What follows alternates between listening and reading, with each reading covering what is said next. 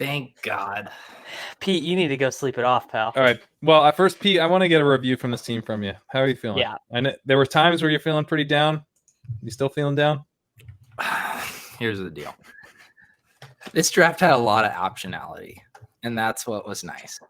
And we have a lot of Cowboys, and Evan Silva says they're going to be good. So it's nice to have all the Cowboys that aren't the best Cowboys. You know, like anytime you can stack the Cowboys without Amari Cooper and Michael Gallup, you got to do it. Anytime you can get 3 Jaguars without their quarterback, you got to do it. Anytime you got to draft a running back in the first round and destroy your brand, you got to do it.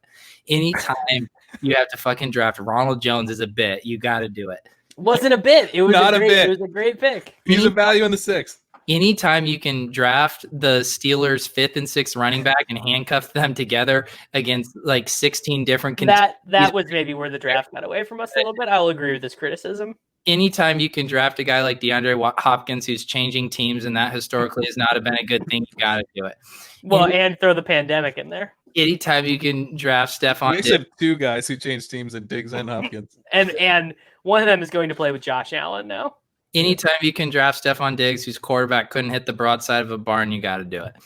Anytime you can draft Miles Boykin, who was like one of the worst receivers of all time last year, you got to do it. He wasn't. He was fine. He was fine. Anytime you can draft Zach Ertz, who's like 47 years old and just relies solely on volume and catches the ball and falls down, you got to do it. Anytime you could draft Blake Jarwin, who like I literally even don't know what he looks like. And, I'm just told like he plays in the Cowboys offense and is so good that he couldn't even beat out Jason Witten for like 19 years. You got to do it.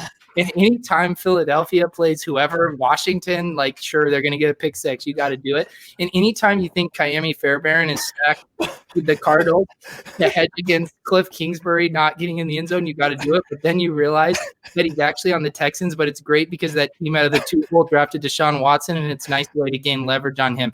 Great team. I love it. Oh my God. All right. I'm glad you came around.